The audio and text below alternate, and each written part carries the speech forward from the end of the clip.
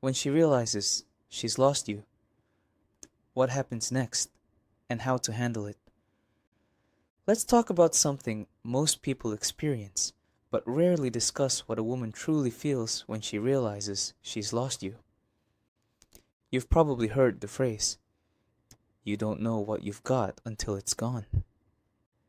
But in relationships, this hits much deeper.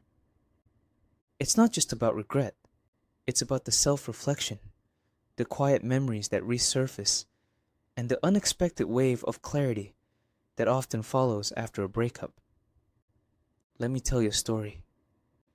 A friend of mine went through a painful breakup. At first, his ex seemed distant, even indifferent.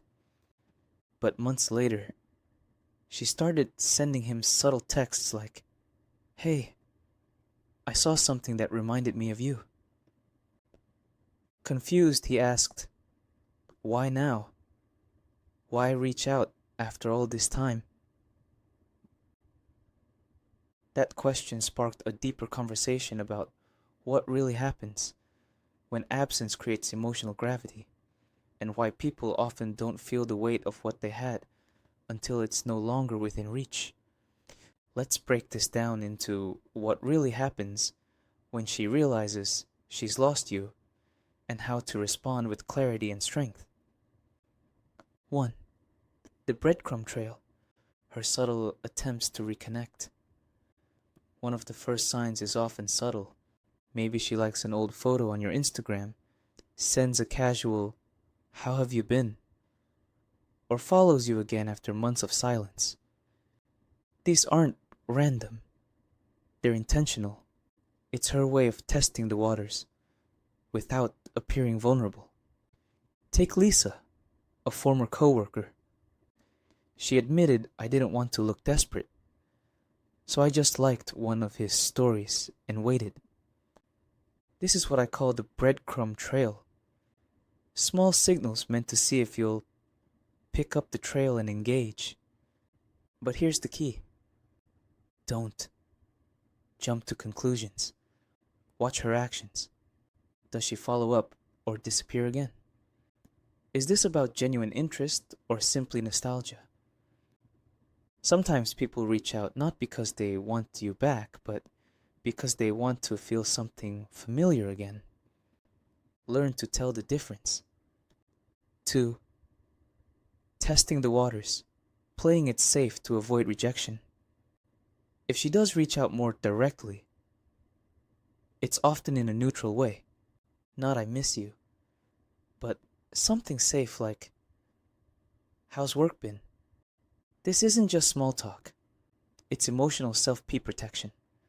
No one wants to expose their feelings only to be rejected. According to Dale Carnegie, people avoid vulnerability because it threatens their emotional safety. So instead, they use casual conversation as a buffer.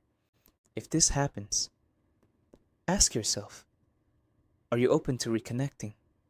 Or are you simply flattered by the attention? If you're open, keep the conversation light and honest. If not, be kind but clear. Don't give false hope.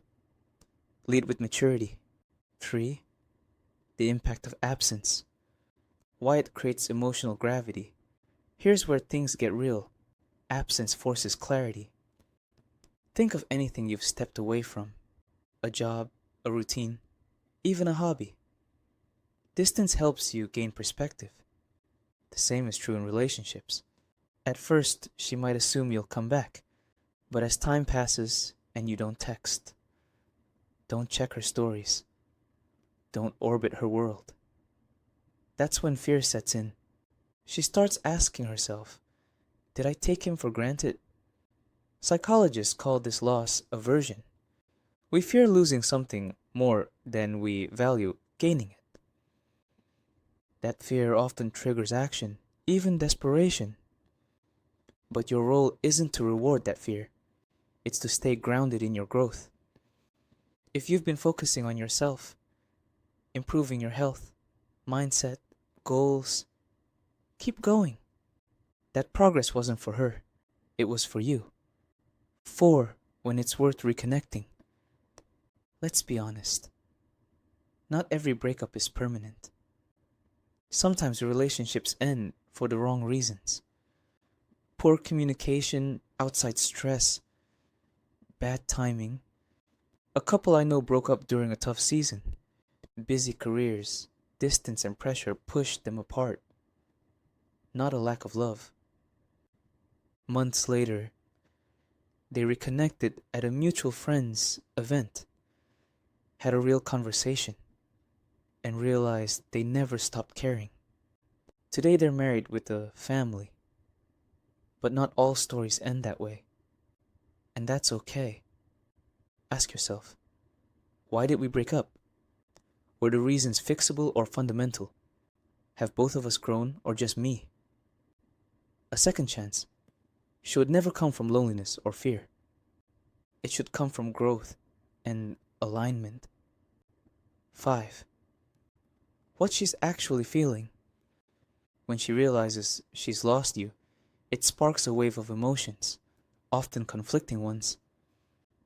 Regret for taking you for granted, nostalgia for the good moments you shared, guilt for how she may have treated you. These emotions can feel powerful, but remember, they belong to her journey, not yours.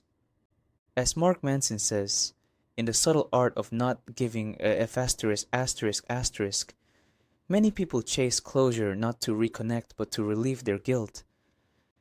They're looking to ease their pain, not necessarily rebuild a relationship. That's why self-awareness is critical. Recognize her emotions without becoming responsible for them. 6. You have the power now. Picture this. She sends you a message out of the blue. Hey, I've been thinking about you. That's a powerful moment, but not because of her words. It's powerful because you now stand at a crossroads. You get to choose. Do you return to something familiar or move forward with purpose? This is where self-worth speaks loudest. The decision isn't about her feelings. It's about your future. Are you walking back into a cycle? Or are you choosing to protect what you've built? Crossing that emotional bridge means leaving something behind. Make sure it's not your progress. Final thought. Losing someone, whether it's her realizing it or you deciding to let go, is always painful.